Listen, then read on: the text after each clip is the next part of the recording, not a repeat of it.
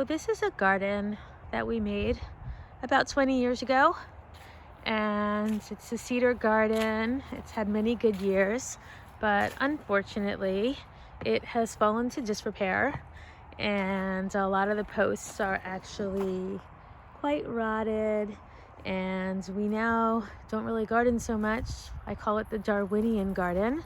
Whatever survives, it's left to its own devices. And it's also a little bit of a nursery, so whenever I pull a plant out and don't know what to do with it, plop it in here and keep it for future use. We also, when the kids were little, decided to make a little fairy trail and dug up some stone from the front and created this little pathway, which leads to a little shade garden. Well, right now it's not a shade garden because there's no plants and greenery because it's March in Connecticut, but usually this is a shade garden.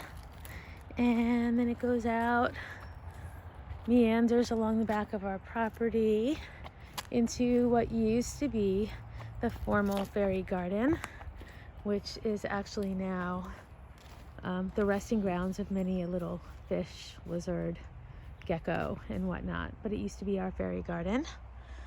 A little circle of trees and rocks.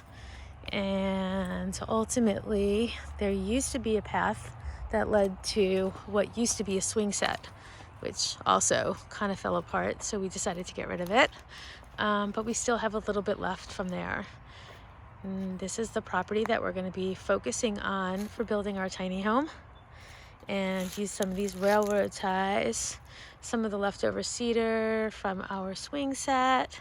And ultimately, we're going to be putting our tiny home where the garden is now, pulling out the garden, salvaging what we can, and putting a shipping container down there and decking it out for small space living.